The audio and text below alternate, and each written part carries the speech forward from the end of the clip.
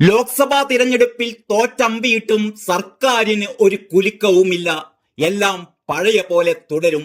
5 ദിവസത്തെ CPM നേതൃയോഗം കഴിഞ്ഞപ്പോൾ ലഭിക്കുന്ന സൂചന അതാണ്. തെറ്റുകളൊന്നും സംഭവിച്ചിട്ടില്ലെന്നാണ് പാർട്ടി സെക്രട്ടറി പറയുന്നതിന്റെ അർത്ഥം. അതുകൊണ്ട് തന്നെ പ്രത്യേകിച്ച് തിരുത്തലുകളൊന്നും ആരും പ്രതീക്ഷിക്കേണ്ടതില്ല. ക്ഷേമ പെൻഷനുകൾ 6 മാസം കുടിശ്ശികയായതും KSRTC ജീവനക്കാർക്ക് ശമ്പളം 2 ഗഡുക്കളാക്കിയിട്ട് പോലും കൊടുക്കാനാവാത്തതുമൊന്നും സർക്കാരിനൊരു പ്രശ്നവുമല്ല. എത്ര കാലം ജനങ്ങൾ ഇതൊക്കെ സഹിച്ച് ജീവിക്കണം? ചെറിയ ചെറിയ പൊട്ടിത്തെറികൾ തുടങ്ങിക്കഴിഞ്ഞിരിക്കുന്നു. കാണാതെ പോകരുത് മുഖ്യമന്ത്രിയും മറ്റു മന്ത്രിമാരും. കണ്ണുരുട്ടിയിട്ടും ഷോക്കോസ് നോട്ടീസ് കൊടുത്തിട്ടുമൊന്നും ഒരു കാര്യവുമില്ല. പണിയെടുത്തിട്ടും ശമ്പളം കിട്ടാതാകുമ്പോൾ അരി മേടിക്കാനും മരുന്ന് മേടിക്കാനും കുട്ടികൾക്ക് പുസ്തകങ്ങൾ മേടിക്കാനുമൊന്നും കാശില്ലാതാകുമ്പോൾ ജീവനക്കാർ ചട്ടങ്ങൾ മറക്കും, പൊട്ടിത്തെറിച്ചെന്നിരിക്കും. അത്തരം പൊട്ടിത്തെറികൾ ഇതാ തുടങ്ങിക്കഴിഞ്ഞു. കാഞ്ഞങ്ങാട് KSRTC ഡിപ്പോയിലെ ഈ പ്രശ്നം ചിരിച്ചു തള്ളാവുന്ന ഒന്നല്ല. മദ്യപിച്ചിട്ടുണ്ടോ എന്ന് പരിശോധിക്കാനെത്തിയ ഉദ്യോഗസ്ഥരോട് ശമ്പളം തരാതെ ബ്രത്തലൈസറിൽ ഊതില്ലെന്നായിരുന്നു KSRTC ഡ്രൈവർ പറഞ്ഞത്. ഊതിക്കാനുള്ള ഉഷാർ ശമ്പളം തരുന്നതിൽ കാണിക്കണമെന്നു കൂടി ആ ഡ്രൈവർ പറഞ്ഞു. കാഞ്ഞങ്ങാട് ഡിപ്പോയിൽ ഡ്രൈവർ വിനോദാണ് വേറിട്ട രീതിയിൽ പ്രതിഷേധിച്ചത്. ഊതാൻ തയ്യാറല്ലെങ്കിൽ ബസ് ഓടിക്കേണ്ടെന്ന് ഡിപ്പോ അധികൃതരും പറഞ്ഞു. ചുള്ളിക്കര സ്വദേശിയായ വിനോദ് ജോസഫിന് ഡ്യൂട്ടി കിട്ടിയത് പാണത്തൂർ ഇരിട്ടി റൂട്ടിലാണ്. പതിവ് നടപടിക്രമം എന്ന നിലയിൽ ചെക്കിംഗ് ഇൻസ്പെക്ടർ ബ്രത്തലൈസറുമായി എത്തിയപ്പോഴാണ് നാടകീയ സംഭവങ്ങൾ അരങ്ങേറിയത്.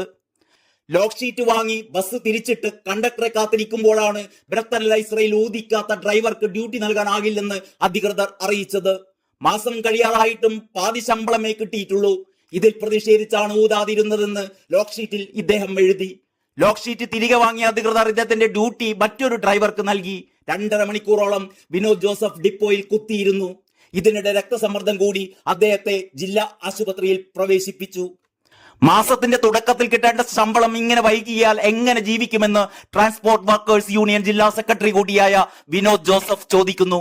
പകുതി ശമ്പളം തന്നെ കിട്ടിയത് 2ാമത്തെ ആഴ്ചയിലാണ്. 3 ആഴ്ച കഴിഞ്ഞിട്ടും ബാക്കി തന്നതുമില്ല. വീടിന്റേതുൾപ്പെടെ പല വായ്പകളുടെയും ഗഡു അടയ്ക്കാൻ കഴിഞ്ഞില്ല. ജൂണിൽ ശമ്പളം കിട്ടാത്തതിനാൽ മക്കൾക്ക് പുസ്തകം വാങ്ങിക്കൊടുക്കാൻ പോലും ഡ്രൈവർമാർക്കും കണ്ടക്ടർമാർക്കും ബുദ്ധിമുട്ടാണ്. മുൻപ് ഓവർ ടൈം, കളക്ഷൻ ഭത്ത എന്നിവ അന്നന്ന് തന്നെ കിട്ടിയിരുന്നു. ഇപ്പോൾ ഒരു ചായ കുടിക്കാൻ പോലും കയ്യിൽ കാശില്ലാത്ത അവസ്ഥയാണ്, പറയുന്നു ഈ ഡ്രൈവർ.